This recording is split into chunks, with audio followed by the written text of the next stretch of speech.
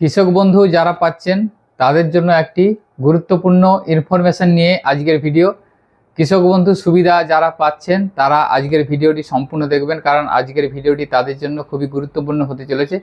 কৃষক বন্ধু প্রকল্পের সুবিধা যারা ইতিমধ্যে পাচ্ছেন তাদের প্রত্যেককে রিভ্যালিডেশন বা রিভেরিফিকেশন করাতে হবে, অর্থাৎ কৃষক বন্ধু প্রকল্পের সমস্ত তথ্য যাচাই করা হবে।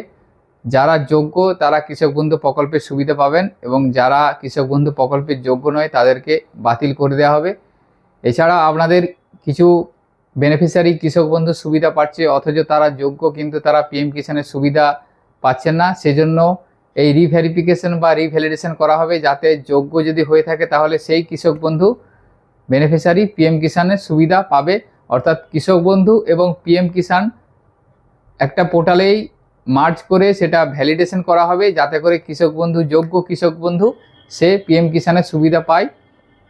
এছাড়া যারা অযোগ্য বা কৃষক বন্ধু হিসেবে যাদের যোগ্যতা নেই তারা বাতিল হয়ে যাবে এবং এসআইআর পর্বে যাদের নাম বাতিল হয়ে গিয়েছে বা যারা স্থানান্তরিত বা যারা মৃত তাদেরকে এই কৃষক বন্ধু থেকে বাদ দেওয়া হবে। সেজন্য এই কৃষক বন্ধু প্রকল্পের নতুনভাবে রিভেরিফিকেশন বা রিভ্যালিডেশন করা হবে।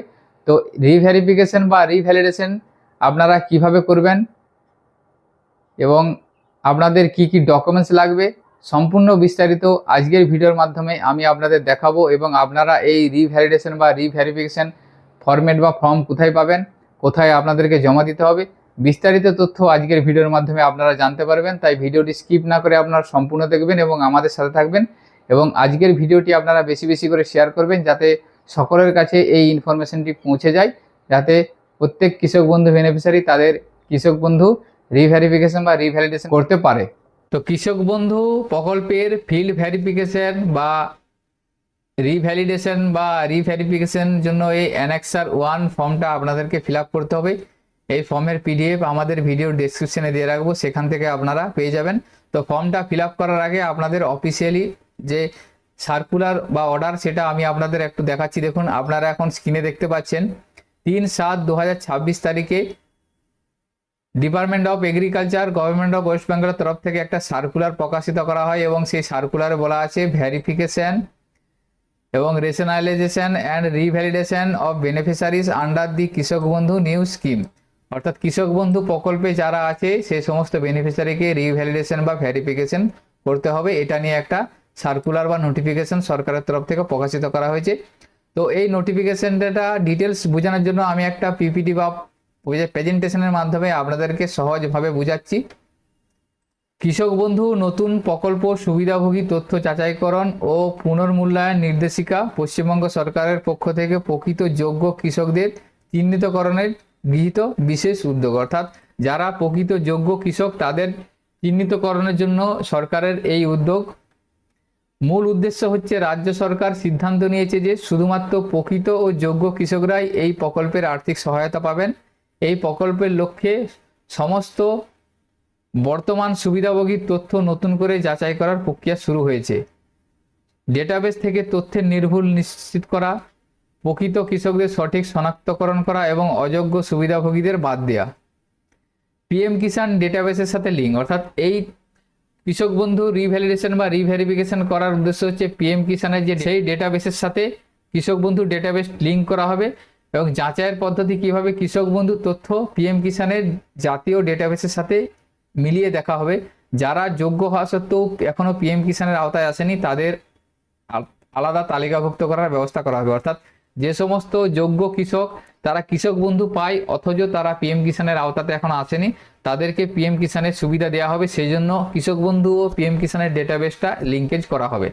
ডেটাবেস ম্যাচের মাধ্যমে ডুপ্লিকেট বা ভুল তথ্য চিহ্নিত করা হবে। রাজ্য ও কেন্দ্রীয় তথ্যের সামঞ্জস্য নিশ্চিত করা হবে। যেমন চাকরি ও আয়করের শর্ত, সরকারি বা কেন্দ্র সরকার বা রাজ্য সরকার বা পঞ্চায়েত মিউনিসিপ্যালিটি যে সমস্ত নিয়মিত চাকরি করেন বা পেনশন পান তাদের এই প্রকল্পের সুবিধা থেকে বাদ দেওয়া হবে, এবং যারা আয়কর প্রদান করেন অর্থাৎ ইনকাম ট্যাক্স প্রদান করেন তাদেরকে এই প্রকল্প থেকে নাম বাদ দেওয়া হবে, সেই জন্য রিভ্যালিডেশন বা রিভেরিফিকেশন। এবং এখান থেকে দেখুন যারা মৃত্যুবরণ করেছে, যাদের অন্য জায়গায় স্থানান্তরিত হয়ে গেছেন বা ভোটার লিস্ট থেকে যাদের নাম বাদ পড়ে গেছে তাদের সেই সমস্ত ব্যক্তিদের পোর্টাল ফ্ল্যাগ করা হবে। এবং সরাসরি তাদের তালিকা থেকে বাদ দেওয়া হবে, অর্থাৎ এই কৃষক বন্ধুর সুবিধা থেকে তারা বঞ্চিত হয়ে যাবে। প্রয়োজনীয় নথি আপনারা ওই অ্যানেক্সার ফর্মটা ফিল আপ করে সেটা আপনারা আমাদের নির্দিষ্ট এডিএ অফিস বা আপনাদের যে কিষাণ মান্ডি আছে সেখানে জমা করতে পারবেন। আমি ফর্মটা কিভাবে ফিল আপ করবেন সঠিক নিয়মে সেটা আমি ভিডিওর মাধ্যমে দেখাবো, আপনারা সম্পূর্ণ ভিডিওটা দেখবেন। ওই অ্যানেক্সার 1 ফর্মের সাথে আপনাদেরকে কি কি ডকুমেন্টস দিতে হবে। ডকুমেন্টসের প্রথমে হচ্ছে আধার কার্ড, সুবিধাভোগী ও তার স্বামী বা স্ত্রীর আধার কার্ডের ফটোকপি, অর্থাৎ যিনি হচ্ছে কৃষক বন্ধু বেনিফিশিয়ারি তার আধার কার্ড এবং তার স্বামী অথবা স্ত্রীর আধার কার্ডের ফটোকপি বা জেরক্স।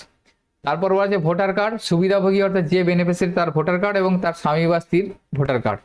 জমির পর্চা লাগবে, অর্থাৎ ডিজিটাল রেকর্ড লাগবে জমির, এবং ব্যাংক অ্যাকাউন্টের বিবরণ অর্থাৎ সুবিধাভোগী বা আবেদনকারীর ব্যাংক অ্যাকাউন্ট এবং তার স্বামী বা স্ত্রীর ব্যাংক অ্যাকাউন্টের বিবরণ। এই ডকুমেন্টসগুলো আপনাদেরকে অ্যানেক্সার 1 এর সাথে জমা দিতে হবে। জমাদানের প্রক্রিয়া আপনারা কিভাবে জমা দিবেন। অ্যানেক্সার 1 ফর্ম পূরণ করে প্রয়োজনীয় নথি সহ আপনারা অফিসে জমা দিবেন। আমি প্রথমে বললাম সেটা আপনাদের হচ্ছে এডি অফিস বা কিষাণ মান্ডিতে গিয়ে জমা দিবেন, এবং জমা দেওয়ার সাথে আপনাদেরকে একটা অ্যাকনোলেজমেন্ট রিসিপ্ট আপনাদেরকে দেওয়া হবে। এবং অনুমোদনের প্রক্রিয়া কিভাবে অনুমোদন হবে, প্রথমে দেখুন বলা আছে যাচাই ফর্ম ও নথি পরীক্ষা করা হবে এবং ফর্ম ও নথিটা যাচাই করার পর সেটা পোর্টালে আপলোড করা হবে এবং এডিএ বা ব্লক অফিসারের মূল্যায়ন করা হবে। মূল্যায়ন করার পর চূড়ান্ত সিদ্ধান্ত নেওয়া হবে, অনুমোদন দেওয়া হবে না বাতিল দেওয়া হবে। এইভাবে আপনাদের প্রক্রিয়াটা কমপ্লিট করা হবে। এবং সময়সীমা কি বলা আছে দেখুন, 4 সপ্তাহের মধ্যে সময়সীমা বলা আছে, আগামী 4 সপ্তাহের মধ্যে কমপ্লিট করতে হবে।